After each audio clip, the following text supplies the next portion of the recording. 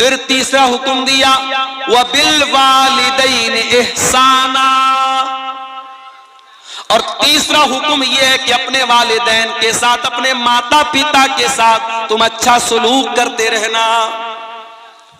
जिस मां ने 9 महीने तुमको पेट में रखा है, जिस बाप ने उंगली पकड़ के चलना सिखाया है, जिस मां ने अपने खूने जिगर को दूध की शक्ल में तुझको पिलाया है, जिस बाप ने तेरे आराम की खातिर अपने आराम को कुर्बान किया है, उस मां के साथ, उस बाप के साथ हमेशा अच्छा सलूक करना, उनको तकलीफ न देना। कभी पेट में गैस हो जाती है ना, इंसान बेचैन हो जाता है। कभी डॉक्टर के यहां जाओ तो सबसे ज्यादा आपको गैस के पेशेंट मिलेंगे। बड़े बड़े हॉस्पिटलों में चले जाओ तो सबसे ज्यादा भीड़ कहां रहेगी? पेट के डॉक्टर के पास रहेगी, गैस्ट्रोलॉजिस्ट के पास रहेगी। पेट के अंदर जरा सी गैस हो जाए, इंसान डॉक्टरों के पास भागता है। अगर 1 घंटा आपके पेट में कोई चीज रह जाए, आप बेचैन हो जाएंगे। मेरे प्यारे साथियों, जिस पेट में 1 घंटा तक आप कुछ हवाओं को अपने पेट में रहने नहीं देते, थोड़ी सी गैस पेट में बन जाए तो जीना हराम हो जाता है। उसी पेट में एक औरत 9 महीने तक अपने बच्चे को रखती है। जरा कैलकुलेटर ले जाकर के चेक कर लेना कि 9 महीने में कितने घंटे और कितने मिनट आते हैं। 1 घंटा आप अपने पेट में कोई एक्स्ट्रा बोझ नहीं रख सकते। मां अपने बच्चे को 9 महीने में तकरीबन 4000 से भी ज्यादा घंटे तक अपने पेट में अपने बच्चे को रखती है। और जब बच्चे को जन्म देती है तो समझो कि वो जीवन की बहुत बड़ी अग्नि परीक्षा देती है, अपने जिंदगी को दांव पे लगा देती है। और तब जाकर के बच्चा पैदा होता है। और वही बच्चा जब जवान होता है, उस मां को गाली दे के घर से निकाल भी देता है। वही बच्चा जब जवान होता है, उसी बाप के साथ बदतमीजी करता है, बाप को बुरा भला कहता है। और ऐसे भी बदनसीब बेटों को मैंने देखा है जिन्होंने अपने बाप के ऊपर हाथ तक उठाया है। याद रखो मेरे प्यारे साथियों, इस दुनिया में अल्लाह ने अगर हम पर एहसान किया है, हमें पैदा किया है, तो हमें पैदा करने का सबब और जरिया अल्लाह ताला ने हमारे माता पिता को बनाया है, हमारे माँ बाप को बनाया है। माँ के मरने के बाद माँ की तरफ से मदरसे में चंदा देने वालों, माँ की तरफ से मदरसे में बिल्डिंग बनवाने वालों, माँ की तरफ से इलाके में ट्यूबवेल लगवाने वालों, तुम्हारी माँ को तुम्हारे उसके मरने के बाद तुम्हारी नेकियों की जरूरत नहीं है। माँ की जिंदगी में माँ को तुम्हारी जरूरत है। बाप की जिंदगी में बाप को तुम्हारी जरूरत है। बाप जिंदा था, बिस्तर पे बैठ करके खांसता था, तूने 10 रुपए की दवा तक उसको न दी। माँ बिस्तर पे तड़पती थी तो बीवी के साथ आराम से लेटा रहता था, तुझे माँ की कभी कोई चिंता न हुई। तू अपने बच्चों के साथ बैठ करके अच्छे खाने खाता था। तेरी माँ बेचारी कई कई दिन तक भूखी रह जाती थी। और आज माँ के मरने के बाद तू लाखों करोड़ों दान और खैरात में लुटा रहा है। बंद कर दे ये नौटंकी और बंद कर दे ये ड्रामेबाजी। तेरी माँ को तेरी इस ड्रामेबाजी की कोई जरूरत नहीं है, ना अल्लाह को कोई जरूरत है।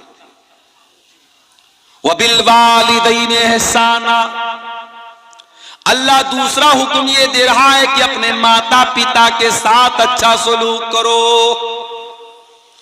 अय अल्लाह, मेरी मां 70 साल की हो गई है, बिस्तर पे पाखाना कर देती है। अय अल्लाह, मेरे लिए बड़ी तकलीफ का मौका आ गया, बड़ी आजमाइश का मौका आ गया, मैं क्या करूं? घर में कोई देखभाल करने वाला नहीं है, बूढ़ी मां बिस्तर पर पेशाब व पाखाना कर रही है। अल्लाह मैं क्या करूं? अल्लाह कह रहा है, इम्मा यबलुगन्ना इंदकल किबरा अहदुहुमा औ किलाहुमा फला तकुल लहुमा उफ्फिन। ऐ इंसान, ये तो तेरी खुशनसीबी है, ये तो तेरी खुशकिस्मती है कि तुझे बूढ़े माँ बाप मिले हैं। जाओ जरा उन बच्चों से पूछो जिनकी माँ जल्दी उनको छोड़ के चली गई। उनकी शादी के पहले मां चली गई। अब शादी होती है तो वो बेचारा तरसता है कि काश मेरी मां भी होती। उसके बच्चे पैदा होते तो वो तरसता है कि काश मेरी मां जिंदा होती तो कम से कम मेरे बच्चों को दादी का प्यार मिलता, मेरा बाप जिंदा रहता तो मेरे बच्चों को दादा का प्यार मिलता। जिंदगी के बहुत सारे ऐसे मोड़ आते हैं जब इंसान अपने माँ बाप के मशवरे की जरूरत महसूस करता है। अगर बूढ़े माँ बाप मिले हैं मेरे प्यारे साथियों तो इसको अपने लिए बोझ मत समझो। कुरान कहता है इम्मा यबलुगन्ना इंदकल किबर अहदुहुमा औ किलाहुमा, अगर तुम्हारे माँ बाप में से कोई एक तुमको बुढ़ापे में मिल जाए या दोनों बुढ़ापे में मिल जाए, पहले एक का जिक्र किया बाद में दोनों का किया। अगर एक मिला है माँ मिली है बाप मर चुका है, या बाप मिला है माँ मर चुकी है, तो जो एक बचा है उसके साथ और स्पेशल उसकी खिदमत करो और ज्यादा उसकी खिदमत करो, क्योंकि जब तक वो दो थे, जब तक बूढ़ा बूढ़ी दोनों जिंदा थे, एक दूसरे का सपोर्ट करते थे, एक दूसरे का सहारा थे, एक दूसरे को हौसला देते थे। अगर बुढ़िया चली गई और बूढ़ा बचा या बूढ़ा चला गया और बूढ़ी बची तो वो और ज्यादा लाचार हो गए, वो और ज्यादा बेबस हो गए, उनका और ज्यादा ख्याल करो। अल्लाह अकबर। एक बचा है तो उसका और ज्यादा ख्याल करो। अल्लाह ने पहले एक का जिक्र किया, कहा अगर तुम्हारे माता पिता में से कोई एक तुमको मिल जाए या दोनों मिल जाए तो तुम्हें क्या करना है? फरमाया फला तकुल्लहुमा उफ्फिन, उनको कभी उफ भी मत कहना। उफ का मतलब समझते हो? जैसे हमारे यहां बोलते हैं, हमारे यहां अपनी आम जबान में हम जब किसी को हकारत की नजर से क्या बोलते हैं? ऐसा बोलते हैं। अपने माँ बाप को हट भी नहीं कहना है, हूं भी नहीं कहना है, उप भी नहीं कहना है। यानी सबसे हल्की तकलीफ पहुंचाने का तरीका क्या है? किसी को हट कह दिया जाए, किसी को हूं कह दिया जाए, माँ बाप को हूं भी ना कहा जाए। अच्छा एक बात बताओ, तजर्बे की बात बता रहा हूं आपको। कभी कभी जब माँ बाप बूढ़े हो जाते हैं ना तो उनकी कुछ बातें बड़ी बच्चों वाली हो जाती है। जैसे बच्चे हर बात के लिए जिद करते हैं, बूढ़े माँ बाप भी जिद करने लगते हैं। अब मान लीजिए कि आपकी बीवी ने रोटी बनाई है और उसकी बूढ़ी सास ने कहा कि मैं रोटी नहीं खाऊंगी, चावल क्यों नहीं बनाया, मुझे चावल चाहिए, मुझे चावल चाहिए। तो आपको लगता है यार मेरी बूढ़ी माँ क्यों जिद कर रही है, रोटी क्यों नहीं खा रही है? अगर बूढ़ी माँ ने कह दिया कि चावल चाहिए तो ये समझ करके चावल बना दो कि मेरी बूढ़ी माँ की जिद है। क्योंकि एक वक्त था जब तू 3 साल का था और जब तू जिद करता था अपनी मां से, अपने बाप से, तो तेरे मां बाप हर हाल में तेरी जिद पूरी करते थे। मेरे प्यारे साथियों, अपने बच्चों से इस कदर मोहब्बत करते हैं कि बच्चों की जरा सी तकलीफ हम बर्दाश्त नहीं कर सकते। तो जब वही हमारे माँ बाप जब बूढ़े हो गए तो हम अपना बचपन याद करें कि जब हम छोटे थे हमारे माँ बाप ने हम पर मोहब्बत लुटाई थी। आज वो बूढ़े हो गए हैं और अल्लाह ताला कुरान में कहता है जिसको हम उम्र दराज बना देते हैं, बूढ़ा बना देते हैं, वमन नुअम्मिरहु नुनक्किसु फिल खल्क, उसे उल्टा कर देते हैं। बचपन की जिद और बचपन की शरारत और बचपन का लड़कपन बुढ़ापे में लौट जाता है। तो बूढ़े माँ बाप की बहुत सारी जिद को नजरअंदाज कर दिया करो मेरे भाई। अभी एक दिन मेरी 2 साल की बच्ची है, मेरी घर पे खेल रही थी, खेलते खेलते सीढ़ी के पास पहुंची, गिरने लगी। मेरी बीवी की नजर पड़ी, बीवी ने हाथ पकड़ा उसका। अब हाथ को जोर से पकड़ के खींचा ताकि बच्ची गिर ना पाए, और वो हाथ जोर से खींचने में बेटी का मेरे जो हाथ वो उतर गया। बच्चों का हाथ कमजोर होता है, हाथ उसका उखड़ गया। अब बच्ची बहुत तेज चिल्लाने लगी, उसको किसी पल करार नहीं। मैं मदरसा गया हुआ था, अब बीवी बेचारी रो रही है, बच्चे अलग परेशान। मैं मदरसे से घर आया, मैंने क्या बात है तो मालूम हुआ कि बच्ची का हाथ उखड़ गया है।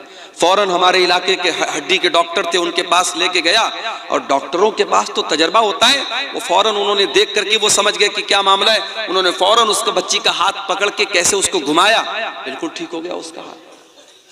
तो ये उतनी देर के लिए समझिए कि बच्ची रो रही है, बच्ची तड़प रही है, और हम और बच्ची की जो माँ है, हम दोनों लोगों के लिए एक एक मिनट, एक एक पल बड़ा भारी गुजर रहा था। और जैसे ही बच्ची खेलने लगी, मुस्कुराने लगी, ऐसा लगा कि हमारा दिल बाग बाग हो गया। मेरे प्यारे साथियों, ये बचपन का दौर होता है। फिर जब हम बड़े होते हैं और हमारे माँ बाप जब बूढ़े होते हैं और वो किसी बात के लिए अगर जिद करते हैं या उनको कोई तकलीफ पहुंचती है या वो दवा टाइम से नहीं खाते हैं, तो हम उनको डांटने लगते हैं कि क्यों आप दवा नहीं खाते हैं, आप कोई बात नहीं मानते। मेरे भाइयों, हम अपने बचपन को याद करें। हमारी बहुत सारी नादानियों को हमारे माँ बाप माफ कर देते थे। आज बूढ़े हो गए हैं, आज उनसे बहुत सारी गलतियां हो सकती हैं, चिड़चिड़ापन आ सकता है, जिद हो सकती है। उनकी जिद को नजरअंदाज कर देना। कुरान कहता वकुल लहुमा कौलन करीमा, अपने माँ बाप से तू अदब से बात करना, सम्मान से बात करना, रिस्पेक्ट के साथ बात करना। जो बूढ़े माँ बाप तुझे मिल जाए तो उनसे बड़े अदब के साथ बात करना। वक़्फ़िज़ लहुमा जनाह मिनर रहमा वक़ुर रब्बिरहमहुमा कमा रब्बयानी सगीरा। और ऐ इंसान, तू जितना बड़ा बन जाए, इलाके का एमएलए बन जाए, एमपी बन जाए, करोड़पति बन जाए, अरबपति बन जाए, जब अपनी माँ के पास बैठा कर, जब अपने बाप के पास बैठा कर, तो अपने आप को डाउन टू अर्थ कर लिया कर, अपने आप को झुका लिया कर, अपने आप को नरम कर लिया कर। अपने आप को कभी अपनी माँ से ऊंचा बनने की कोशिश न करना, अपने बाप से ऊंचा बनने की कोशिश न करना। जितने बड़े भी हो, बाप के लिए तुम बेटे हो, माँ के लिए तुम बेटे हो। अपने माँ बाप के लिए अपने आप को झुका करके रखना, अपने आप को बिछा करके रखना। और अल्लाह ने एक दुआ सिखाई, मेरे भाइयों, इस दुआ को याद कर लो। जब दुआ के लिए हाथ उठाया करो, अपने माँ बाप के लिए ये दुआ जरूर किया करो। रब्बिरहमहुमा कमा रब्बयानी सगीरा, ऐ परवरदिगार मेरे माँ बाप पर रहम फरमा, जिस तरीके से उन्होंने बचपन में मुझको पाला है। यानी हमारी ये औकात नहीं है, हमारी ये हैसियत नहीं है, हमारे बस की ये बात नहीं है कि हम अपने माँ बाप का बदला उतार सके, उनके एहसानात को उतार सके। हम अल्लाह के हवाले कर रहे हैं कि ऐ अल्लाह, तू हमारे माँ बाप का एहसान तू उतार देना, तू उन पर रहम कर देना।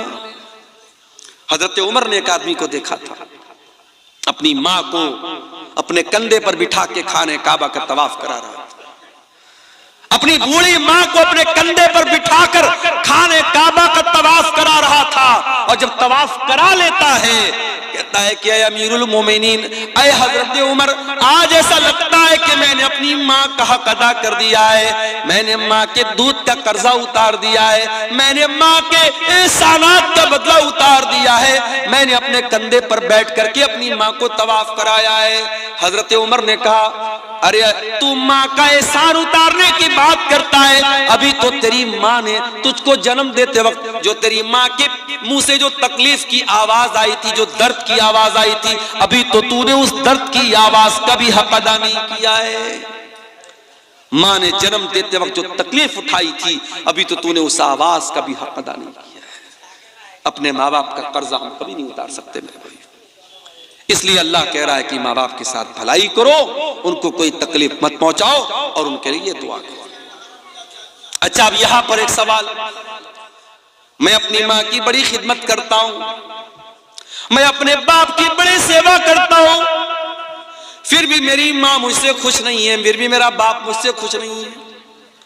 मेरे दिल में माँ बाप के लिए कोई बुराई नहीं है, मैं अपनी तरफ से बेहतर करता हूं, मगर मेरे माँ बाप मुझसे नाराज रहते हैं। अल्लाह कहता है, रब्बुकुम आलमु बिमा फी नुफूसिकुम इन तकूनु सालिहीन फइन्नहु काना लिल अव्वाबीन गफूरा। तुम्हारा परवरदिगार तुम्हारे दिल के हालात को भी जानता है, तुम्हारे दिल के अंदर क्या है। दुनिया को पता हो या ना पता हो, अल्लाह को तो सब पता है। अगर वाकई में तुम्हारे दिल में कोई चोर नहीं है और दिल में तुम्हारे माता पिता का सम्मान है, माँ बाप की इज्जत करते हो, माँ बाप का हक अदा करते हो, और फिर भी माँ बाप को तुमसे शिकायत है, तो कोई मसला नहीं, अल्लाह माफ करेगा, क्योंकि तुम्हारे दिल के हालात को अल्लाह जानता है। तो ये दूसरी नसीहत है मेरे भाई। तीसरी नसीहत, व आतिज़ल कुर्बा हक़्क़हु वल मिस्कीन व इब्नस सबील, और अपने रिश्तेदार को भी उसका हक दो, और गरीबों को भी उनका हक दो, और मुसाफिरों को भी उनका हक दो। माँ बाप के बाद अल्लाह ताला ने रिश्तेदार का जिक्र किया है। आप अररिया के हैं, अगर आपके रिश्तेदार पूर्णिया में है, आपके रिश्तेदार कटिहार में है, आपके रिश्तेदार बंगाल में है, तो आपको पता होना चाहिए हमारे रिश्तेदार कौन कौन है। और अगर आपको अल्लाह ने दौलत से नवाजा है और आपके रिश्तेदारों में कोई जरूरतमंद है, तो आप जब ज़कात निकालें, जब दान खैरात करें, जब चंदा दें, जब सदका खैरात करें, तो अपने रिश्तेदार को तरजीह दें, रिश्तेदार की पहले मदद करें। रिश्तेदार की जब आप मदद करेंगे तो आपको डबल सवाब मिलेगा, रिश्तेदारी का भी सवाब मिलेगा और सदका देने का भी सवाब मिलेगा। आज बड़े अफसोस की बात है, एक इंसान मदरसे में बढ़ चढ़ करके हिस्सा लेता है, मस्जिद बनवाने में बढ़ चढ़ करके हिस्सा लेता है, और उसका अपना सगा भाई बेचारा परेशान हाल है, दाने दाने का मोहताज है, उसके बच्चे भूखे रहते हैं, उसके पास ढंग का मकान भी नहीं है। मेरे प्यारे साथियों, ये इंसानियत नहीं है, ये इस्लाम नहीं है, ये शरीयत नहीं है कि आप पेट भर के खाना खा लें और आपका अपना भाई भूखा प्यासा रहे। अल्लाह कह रहा है वह आतिज़ल कुर्बा हक़्क़हू, अपने रिश्तेदार को उसका हक दो, वल मिस्कीन, और जो गरीब लोग हैं, जो मिस्कीन लोग हैं, जो समाज का दबा हुआ तबका है, उसकी तुम मदद करो। वब्न सबील, और कोई मुसाफिर है, यूपी से आया है, आसाम से आया है, कश्मीर से आया है, सफर में उसकी किसी ने पॉकेट मार ली, उसका पर्स चोरी हो गया, अब बेचारा वो मदद मांग रहा है, मुसाफिर है, मजबूर है, उसकी मदद करो, उसको तुम अपने माल, अपनी ज़कात की रकम भी उसको तुम दे सकते हो। अल्लाह ने माँ बाप का जिक्र करने के बाद ये तीसरी नसीहत की कि रिश्तेदार को, गरीब को और मुसाफिर को उसका हक। उसके बाद चौथी नसीहत, वला तुबज़िर तबज़ीरा, और अल्लाह के बंदो, माल के अंदर फजूल खर्ची ना करना, नाजायज जगहों पर अपना माल खर्च ना करना।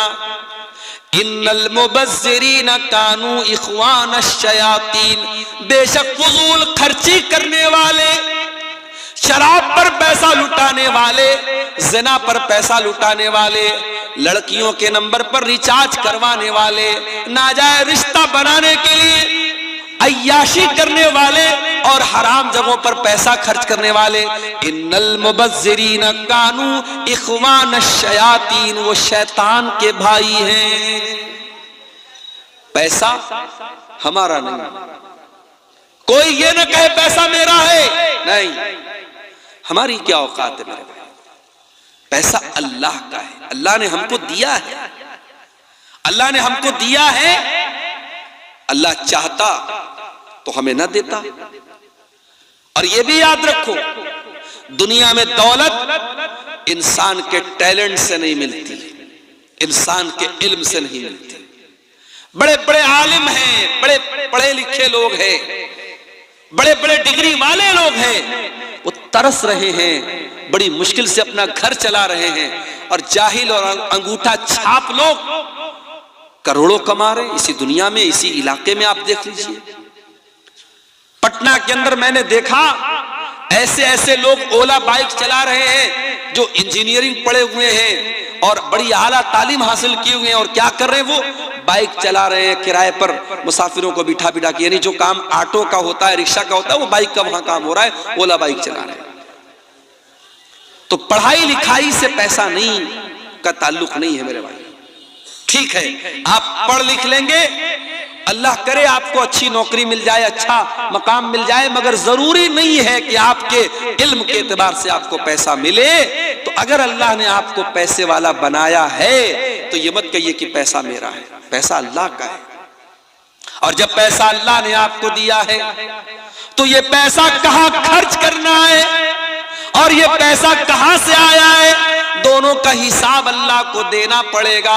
अल्लाह के प्यारे नबी फरमाते हैं ला तज़ूलु क़दमा इब्ने आदम मिन इंदि रब्बिही यौमल क़ियामा, क़यामत के दिन इंसान अपनी जगह से हिल नहीं पाएगा जब तक 5 सवालों का जवाब न दे दे। और उन 5 सवालों में एक सवाल ये भी होगा व अन मालिही मिन ऐन इक्तसबहु व फीमा अनफ़क़हु, तूने माल कहां से कमाया और कहां खर्च किया। हराम जगहों पर पैसा खर्च करने वाले शैतान के भाई हैं। अपने जायज काम पर अगर आप जरूरत से ज्यादा पैसा खर्च करते हैं, जैसे राहुल गांधी का जूता अभी आजकल बड़ा चर्चा में चल रहा है। राहुल गांधी ने, पता नहीं मैंने वीडियो देखा नहीं है, ये बयान किया जा रहा है, कहने वाले बोल रहे हैं कि राहुल गांधी ने किसी को जूता मार दिया तो बेचारा आईसीयू में चला गया। तो इंटरनेट पर मैंने चेक किया तो पता लगा वो 4 लाख का जूता है।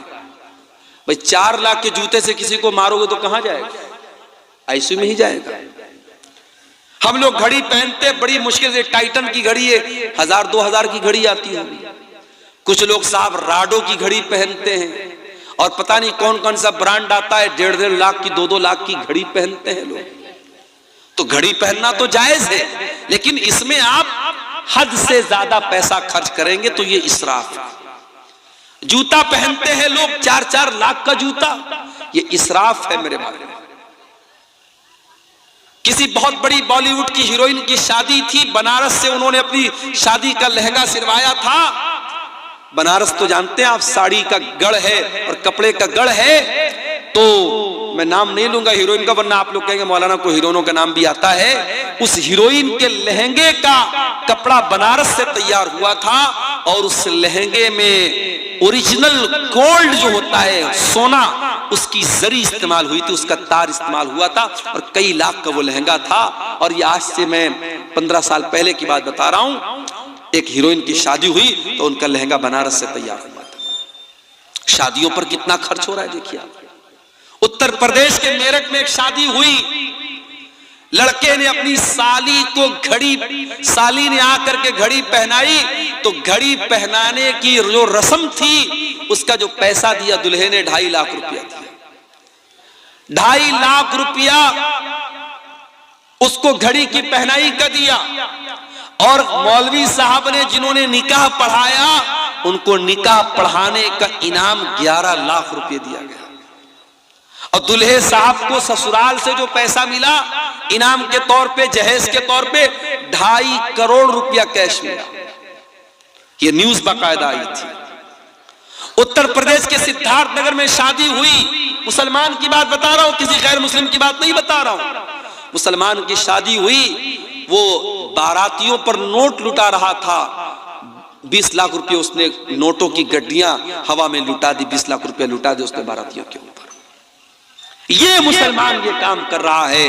अल्लाह कह रहा है वला तुबज़्ज़िर तबज़ीरा, फजूल खर्ची न करना, इन्नल मुबज़्ज़िरीना कानू इख़वानश शयातीन, फजूल खर्ची करने वाले शैतानों के भाई हैं। व कानश शैतानु लिरब्बिही कफूरा, और शैतान अपने रब का बहुत बड़ा नाशुक्रा है।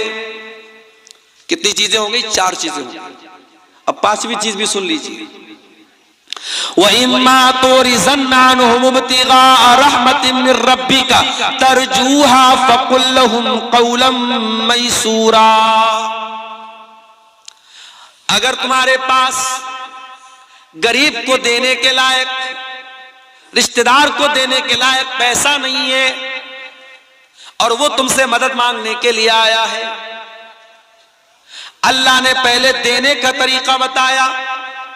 अगर देने की ताकत नहीं और मना करना है तो मना कैसे किया जाए, मना करने का तरीका भी बता दिया। फरमाया फकुल लहुम कौलन मैसूरा,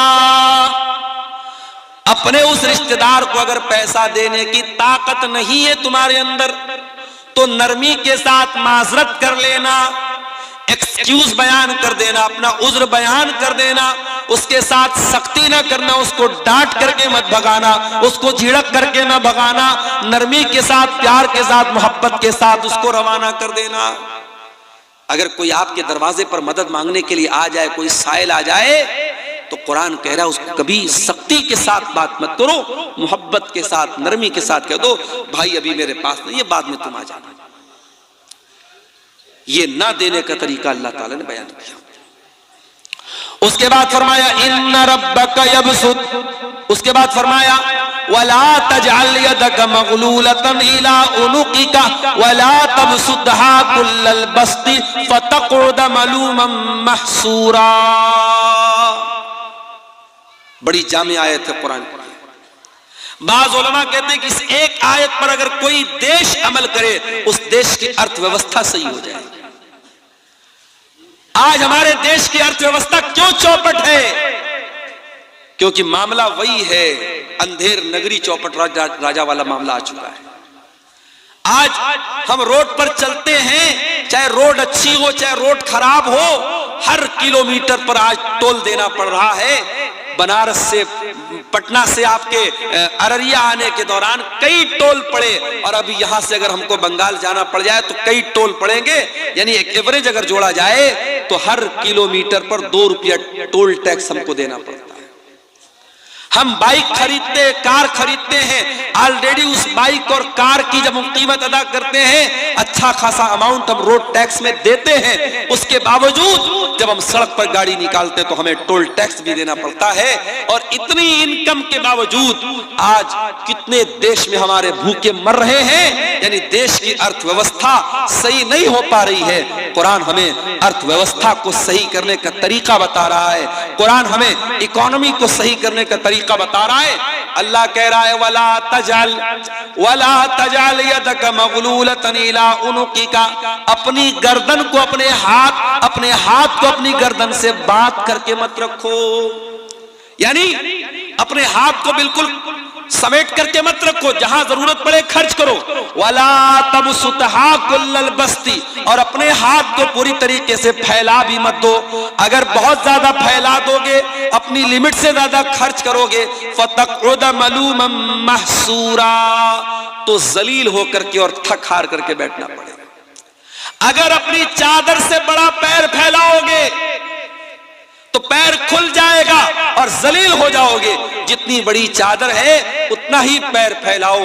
बहुत ज्यादा कंजूसी भी मत करो और बहुत ज्यादा सखावत भी मत करो। बहुत सारे लोग होते हैं, पैसा भी है, दौलत भी है, लेकिन अपने बच्चों को ना अच्छा खिलाते हैं ना खुद अच्छा खाते हैं। रोजाना वही घर में एक तरीके की सब्जी बन रही है, वही एक तरीके का गोश्त बन रहा है, वही नॉर्मल चीजें बन रही हैं। जबकि अल्लाह ताला ने दौलत दी है, अच्छा खा सकता है, अच्छा पहन सकता है, न ढंग का कपड़ा पहनता है, न ढंग का खाना खाता है। नहीं मेरे भाइयों, अगर अल्लाह ने दौलत दी है, अच्छा खाओ, अच्छा पहनो, यह भी अल्लाह का शुक्र है। अच्छी नेमतें खाओ, जो जिस मौसम का फल मिल रहा है उस मौसम का फल खाओ, उस मौसम के मेवे खाओ, उस मौसम की अच्छी ग़िज़ाएं खाओ। अपने जिस्म पर खर्च नहीं किया तो क्या किया, अपने बच्चों पर खर्च नहीं किया तो क्या किया। मस्जिदें बनवा दी, मदरसे बनवा दिए, कब्रिस्तान में चंदा दे दिया, जमाने के लिए बहुत कुछ कर दिया। अगर अपने ऊपर और अपने बच्चों के ऊपर खर्च नहीं किया तो जिंदगी का कोई मतलब नहीं है मेरे प्यारे साथियों। अल्लाह कह रहा है न तो अपने हाथों को गर्दन से बांध करके रखो, न पूरी तरीके से फैला करके रखो। यानी बखीली भी नहीं करना है, कंजूसी भी नहीं करना है, और हद से ज्यादा सखावत भी नहीं करना है। जहां खर्च करने की जरूरत पड़े वहां खर्च करो, और जहां कंट्रोल करने की जरूरत पड़े वहां कंट्रोल करो, ना बखीली करो ना सखावत करो। उसके बाद फरमाया इन्ना रब्बका यबसुतुर रिज़्क़ लिमन यशाउ व यक़दिर व काना अल्लाहु बिइबादिही खबीरन बसीरा। तुम्हारे रब को बता